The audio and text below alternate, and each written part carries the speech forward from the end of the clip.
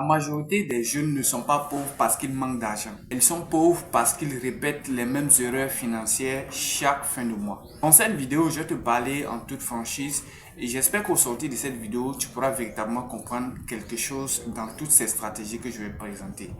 Moi-même, je fais partie de ces personnes-là qui investissent de l'argent et généralement, on constate que c'est difficile pour un jeune de pouvoir véritablement arriver à gérer ses finances comme il se doit. Et la plupart du temps, c'est dû à certains facteurs qui sont minimisés et pourtant, ils ont une importance très capitale. Dans cette vidéo, je vais te présenter les 4 erreurs fondamentaux que la plupart du temps on commet avec notre argent une fois que le mois est terminé. Salut à toi, ici c'est Marco. Ici je parle de business, je parle d'entrepreneuriat, je parle d'investissement. Alors bien évidemment, c'est peut-être des thématiques qui t'intéressent. Alors si c'est le cas, je t'invite vivement à t'abonner, active la cloche de notification et partage cette vidéo avec un ami, un jeune également qui fait dans le business pour l'aider à atteindre ses objectifs.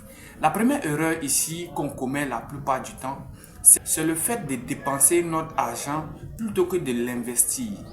Généralement, vous allez voir, lorsqu'une personne commence à faire de l'argent, que ce soit de l'argent qui provient d'un salaire, que ce soit de l'argent qui provient même d'une activité, la plupart du temps, on va commencer à acheter des nouvelles voitures, des nouveaux habits, dans le seul but de pouvoir impressionner.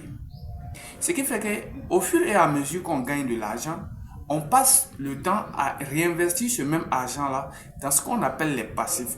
Parce que figurez-vous qu'un passif, c'est quelque chose qui sort de l'argent de votre poche. Donc, on prend notre argent, notre salaire, ok, et on va acheter par exemple un iPhone, on va acheter par exemple des habits, on va acheter par exemple des choses pour pouvoir impressionner notre entourage, peut-être qu'on n'aime pas.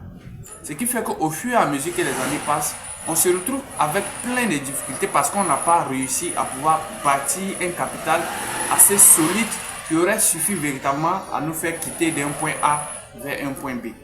Ça, c'est la première erreur qu'on doit extrêmement chercher à éviter. Deuxième erreur que je vois beaucoup de personnes commettre, c'est le fait de vouloir compter sur une seule source de revenus. Des amis, quand tu as un salaire, il faut savoir que c'est une seule porte d'entrée. Et une fois que ce salaire va se couper, ça veut dire que tu n'auras plus aussi d'argent qui va entrer. C'est pourquoi les riches ont compris ce game et ils ont compris qu'il faut plutôt diversifier ses investissements. Il faut investir dans plusieurs domaines.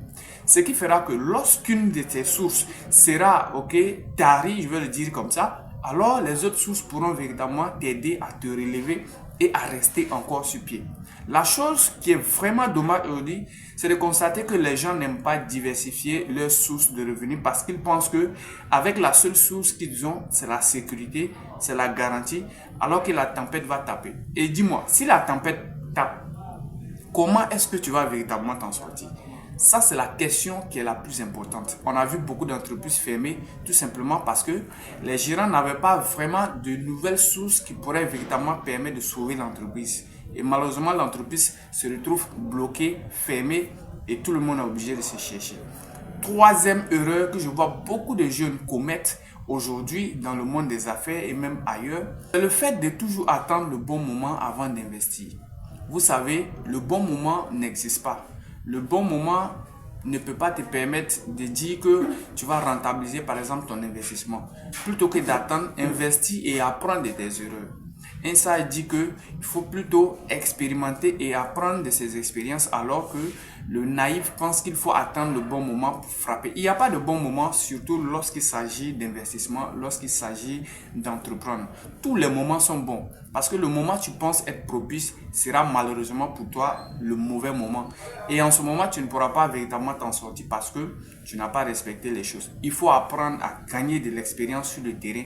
Et pour gagner de l'expérience sur le terrain, tu n'as pas besoin d'attendre le bon moment. Tu n'as pas besoin de la validation des autres.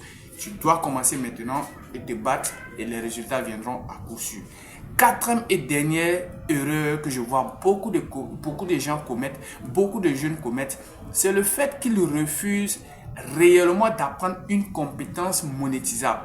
Par exemple, je suis en train de faire cette vidéo parce qu'en réalité, cette vidéo va me rapporter de l'argent. Je vais la publier sur YouTube et YouTube va me payer en fonction des vues que je vais obtenir sur cette vidéo.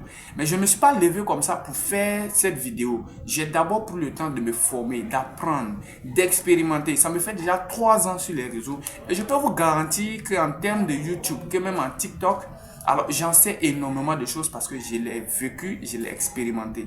Alors, vous devez apprendre une compétence monétisable parce que cette compétence doit vous permettre de pouvoir gagner de l'argent et surtout sur le long terme. J'ai lancé ma première chaîne YouTube.